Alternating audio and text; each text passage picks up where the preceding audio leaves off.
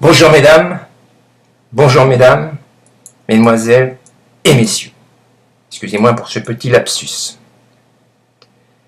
Aujourd'hui, je fais un reportage qui me concerne et uniquement moi, qui est à titre strictement personnel et qui n'engage que moi. Suite à une cure d'amaigrissement que j'ai fait dans les années 1970, j'ai perdu en 2 semaines 10 kilos. Donc après cette perte de poids importante, il m'est arrivé des pertes de connaissance et des syncopes. Le médecin s'est rendu sur les lieux et a constaté que j'étais très affaibli. Moi, étant une personne qui aime bien me prendre en main, qui n'aime pas être pris en main par la société, j'ai tout simplement pris ma voiture et je me suis rendu au centre hospitalier universitaire de Limoges, plus particulièrement à la polyclinique Baudin, et j'ai consulté un psychiatre.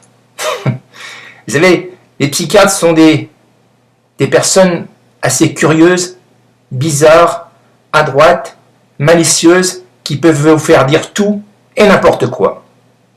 Je suis rentré dans son cabinet et il me dit « Allez-y, parlez ». Alors moi j'étais un petit peu émotif, puis j'étais excessivement fatigué à la suite de cette cure d'amaigrissement, donc il appelle ses gardes et je suis immédiatement mis en salle avec des barreaux par-dessus, pire que si j'étais en prison, et je commence à subir dès le lendemain mes premiers électrochocs avec le Pentotal pour sédation. Je soulignerai que ça a été pour moi une véritable catastrophe. Je dis bien une catastrophe. Je suis resté environ 8 jours. Des membres de ma famille m'ont rendu visite. Un monsieur qui était témoin des actes qu'on pratiquait sur moi a immédiatement prévenu ma famille.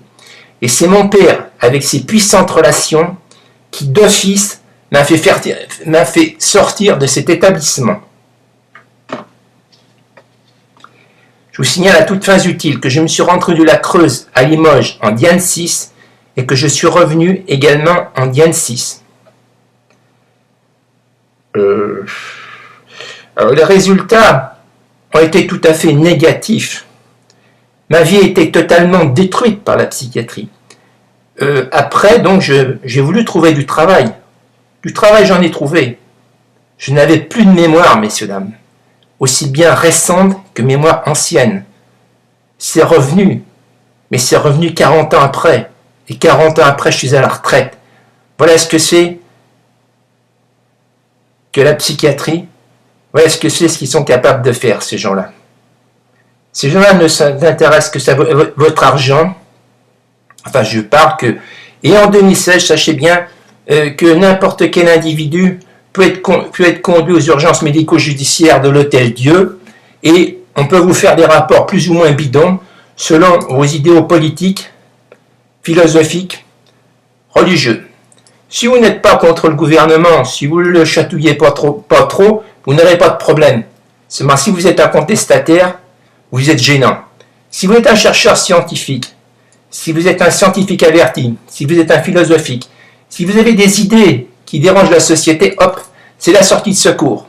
Ça empêche beaucoup de procès-verbaux de police ou de gendarmerie. C'est directement la psychiatrie. Et sachez bien qu'avant d'y rentrer, vous avez un procès-verbal sévère qui est fait par les services des autorités du gouvernement.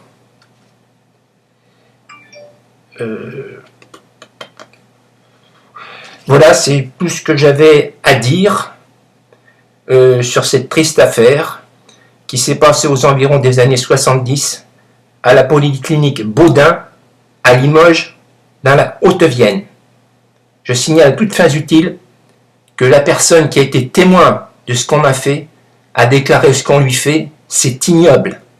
C'est ignoble, je crois que j'avais un électrochoc tous les jours avec une administration de Pentotal.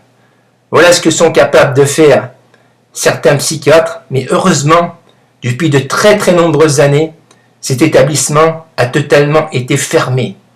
Et je dois la vie à mon père, qui, comme je dis, avec ses relations militaires, m'a fait sortir de force de cet établissement où des traitements totalement inhumains être faits contre les gens, contre leur propre volonté.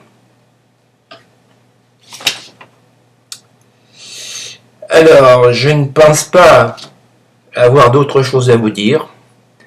Vous acceptez le commentaire tel qu'il est, vous en tirez les conclusions, les conséquences, même que le préfet, le ministre de l'Intérieur, le ministre de la Défense, ils peuvent en prendre connaissance, ça ne me dérange pas.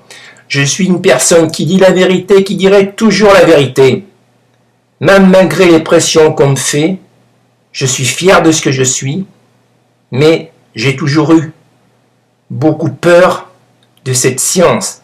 Parce que vous savez, au niveau du cerveau, on connaît pas mal de choses, mais au niveau de la psychiatrie, on en a encore rendu à l'âge de pierre, car actuellement le tertian et le nosinant qui étaient utilisés dans les années 1970 sont encore présents dans les hôpitaux psychiatriques.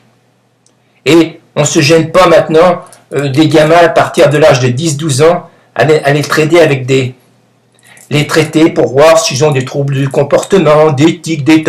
Nous sommes dans une société où la psychiatrisation a pris une part énorme dans les rangs du gouvernement.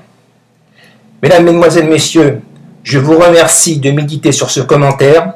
J'aimerais avoir des réponses à ma vidéo, qu'elles fussent positives ou négatives. Je ne manquerai pas d'y répondre avec la plus grande pertinence. Je suis un homme intelligent, probablement que je gêne certaines administrations, c'est bien dommage. On ne m'empêchera pas de parler, je suis un correspondant de presse. Mesdames, Mesdemoiselles, Messieurs, je vous souhaite une bonne journée et je vous souhaite surtout la santé. Au revoir. Monsieur Gomet Jean-Jacques.